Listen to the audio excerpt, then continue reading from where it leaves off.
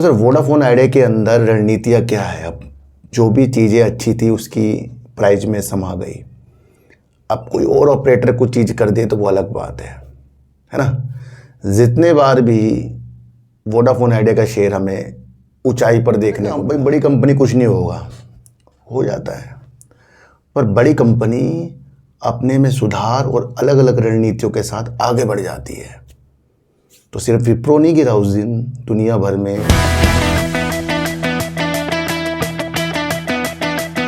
नमस्कार, मैं स्वागत करता हूं आपका अपने ही चैनल पर जिसका नाम है सार्थक बाजार से। आज हम बात करेंगे विप्रो के बारे में, समझेंगे विप्रो का बायबैक आ रहा है, उस मजबूती को समझेंगे और क्या क्या विशेषताएं विप्रो में हैं, उस रणनीति को आज हम समझकर चलेंगे। वैसे थोड़ा सा मैं आपको बता दूं, विप्रो के अंदर या आईटी सेक्टर के अंदर 4 फरवरी जब बाजार में एक न्यूज़ डोली, वो भी एंथ्रोपिक की, उसने आईटी सेक्टर के एक ही दिन में 1.9 लाख करोड़ रुपए सुहा कर दिए। किसी ने सोचा नहीं कि बड़ी बड़ी कंपनियों के अंदर भी ऐसा हो सकता है। तो होता ना कि भाई बड़ी कंपनी कुछ नहीं होगा, हो जाता है, पर बड़ी कंपनी अपने में सुधार और अलग अलग रणनीतियों के साथ आगे बढ़ जाती है।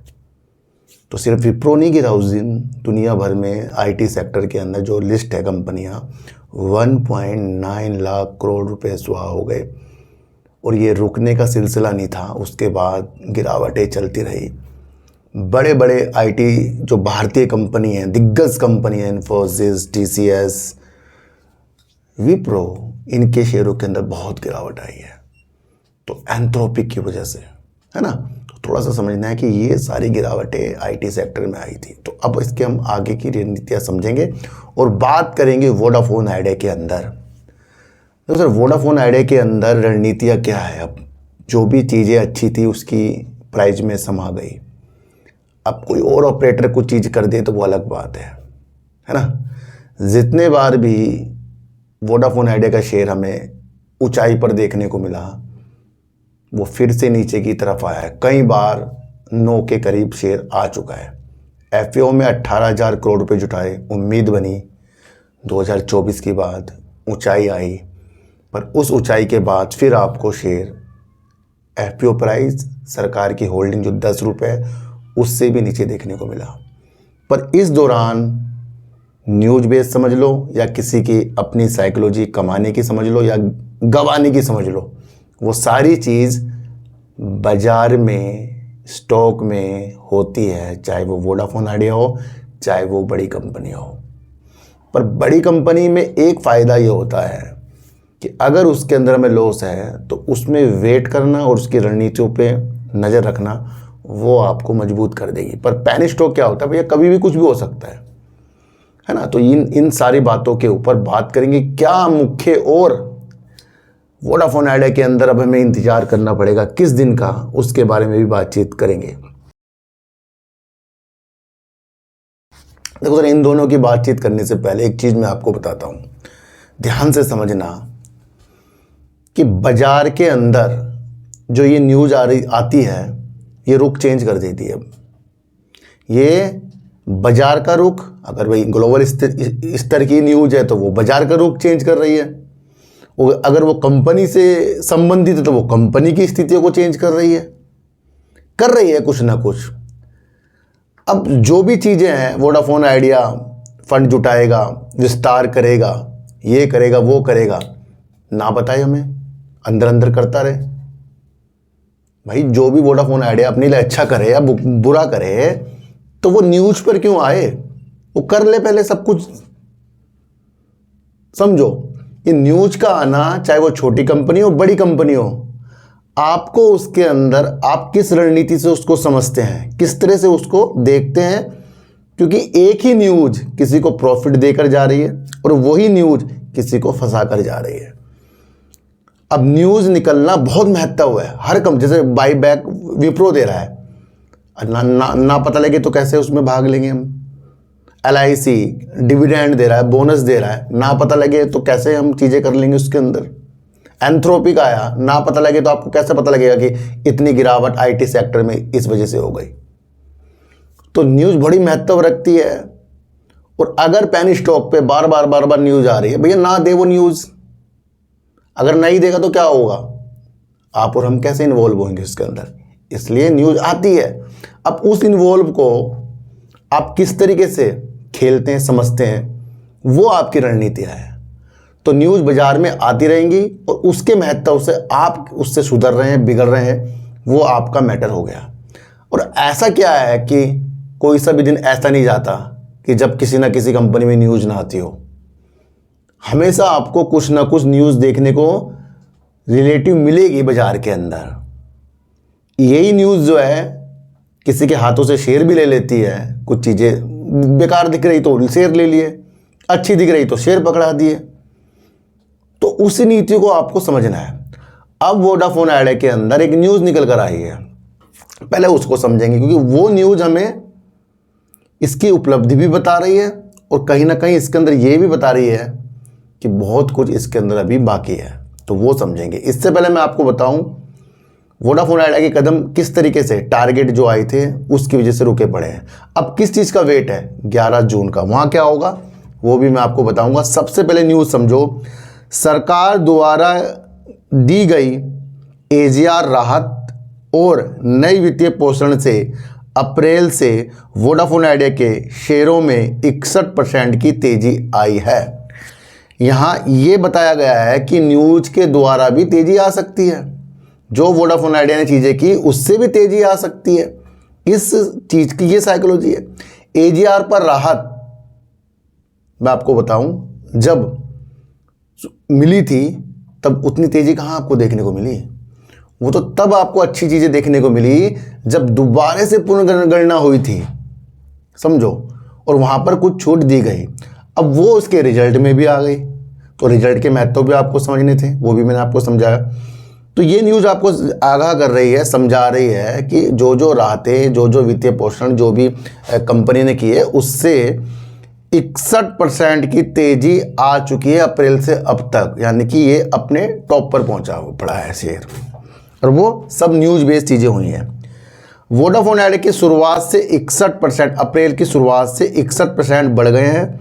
गुरुवार को 52 सप्ताह के उच्चतम स्तर पर पहुंच गए थे। सरकार द्वारा संयोजित सकल राजस्व यानी कि एजीआर से संबंधित बकाया राशि में दी गई राहत, प्रमोटर द्वारा नए निवेश और बैंकों द्वारा संभावित ऋण वित्तीय पोषण के कारण शेयरों में लगातार सुधार हो रहा है। तो यहाँ उन्होंने बताया कुछ सुधार हो रहा है। परिचालन प्रदर्शन में भी स्थिरता के शुरुआती संकेत दिख रहे हैं। परिचालन मतलब जो ये प्रोग्रेस कर रहा है 4G बढ़ाने में, 5G बढ़ाने में, काम करने में, उसमें शुरुआती चरण में अच्छी संकेत दिख रहे हैं। घाटे में कमी, प्रति उपयोगकर्ता औसत राजस्व आरपीयू में वृद्धि और ग्राहकों के कंपनी छोड़ने की दर में कमी आई है। इकरा द्वारा क्रेडिट रेटिंग को स्थिर से सकारात्मक में अपग्रेड किए जाने से भी इसमें मजबूती मिली है। अब सारा जो है इस न्यूज़ में बता दिया पॉजिटिव कि ये हो रहा है, शुरुआती चरण है।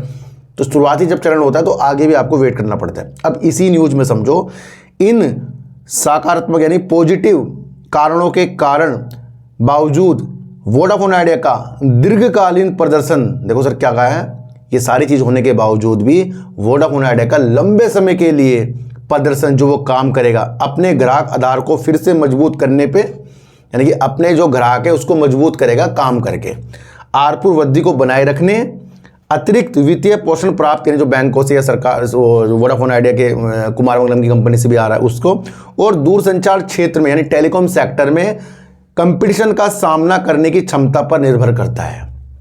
इसका आगे का प्रदर्शन, आगे का फ्यूचर, वो जो चीज़ें होगी वो तो राहत, वो तो न्यूज़ है।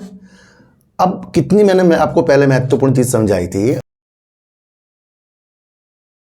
आपको ये समझना है कि किसी चीज़ से मैं ना बहुत ना अच्छा था पहले, मैं कमज़ोर हो गया, मेरे भाई ने मदद कर दी, मेरे रिश्तेदारों ने मदद कर दी, या तो मैं उस मदद से बहुत मेहनत करके आगे बढ़ूँगा, या मैं वो मदद मिली है तो वो थोड़े दिन की मेरे लिए तेज़ी है, अच्छी ही चीज़ है, पर मैं होऊंगा तभी अच्छा जब मैं मदद के लेने के बाद अपने को बहुत आगे बढ़ाऊँगा। तो इसी तरीके से जो न्यूज़ आई है कह रही है राहत मिलेगा, ये हो गया, वो हो गया, सब है, पर इसको ये कारणों से आगे की चीज़ों के साथ आपको इस पर निर्भरता रहेगा, इसकी क्षमता पे ही। तो कंपनी कुछ भी कहीं से पैसा ले ले, कुछ कर ले, ये कर ले, वो कर ले, वो उस दिन की चीज़ें हो सकती है, पर टिकना कंपनी के काम पर ही निर्भर करेगा। ये आप अपने रियल लाइफ और शेयर बाजार में देख सकते हैं। आदित्य बिरला ग्रुप की कंपनी के द्वारा 4,730 करोड़ का निवेश करने से कंपनी की हिस्सेदारी में 9.6% से 13% की हिस्सेदारी बढ़ गई है प्रमोटर की। ये बढ़िया संकेत है। इससे बैंकों को वित्त पोषण करने के लिए भी चीज़ें हो सकती हैं, और AGR में राहत के लिए चीज़ें बताई थी, वो भी एक बेनिफिट वोडाफोन आइडिया के लिए है। अब आप समझो कि जितनी भी अच्छी अच्छी न्यूज़ थी वो सब इसके प्राइस में समा गई। अभी 11 जून का आपको वेट करना है। 11 जून को आपको बहुत ज़्यादा वेट करना है, क्योंकि वहाँ पर कुमार मंगलम की सहायक कंपनी के द्वारा 4,730 करोड़ रुपए का जो ये पैसा डालेंगे, बाद में वो इक्विटी में बदल जाएगा, आपको पता ही है। वो 11 जून है, वो 11 जून है, क्योंकि बिना शेयर धारकों की मंजूरी लिए बिना वो चीज़ें नहीं हो सकती। तो यहाँ पर आपको देखना है कि 9 या 10 तारीख से, फिर 11 तारीख को भी लाइव कर सकते हैं पावे से पहले।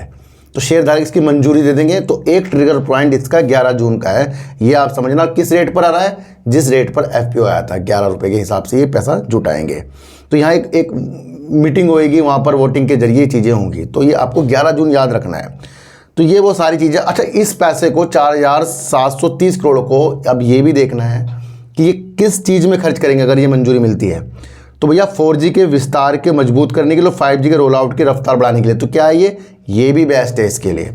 अब ये इस पे कर्जा भी है, कर्ज को चुकाने के लिए, यानी कि डेट पेमेंट के लिए भी कंपनी इस मौजूदा जो पैसा जुटा रहे हैं उसका वर्क करेगी। जैसे कि पुराने बकाया और वेंडर्स हैं, जैसे कि टावर कंपनी में आपको पता है इंडस टावर को इस चीज़ से काफ़ी फ़ायदा हो सकता है, या फिर उपकरण सप्लायर्स के पेमेंट जो क्लियर करने के लिए है। तो इन पैसों को ये सारी चीज़ें होंगी। तो ई वोटिंग आपको पता है 8 से 10 जून तक चलेंगी, फिर 11 जून को भी ये हो सकता है, ये आप समझ के चलना, आप वोटिंग दे सकते हैं। तो 11 जून के जरिए भी आप ये चीज़ को कर सकते हैं।